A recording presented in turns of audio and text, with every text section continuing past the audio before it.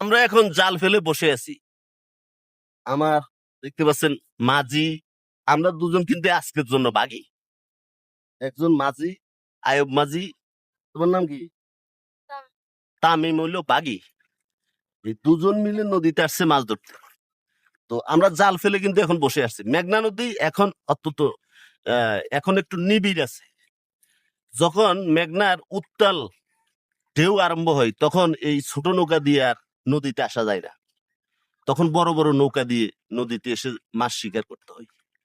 এখন জাল ফেলে বসে আছি, বসে আহ, দেখতে দেখতেছি যে কখন জাল ফালানোর একটা সময় আছে। আপনি সব সময় জাল ফেললে মাছ কিন্তু জালে বাজে না।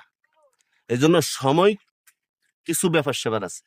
আপনি জোয়ার বাটা হিসেব করে জাল ফেলতে হয় নদীতে। তো বন্ধুরা দেখতে থাকুন।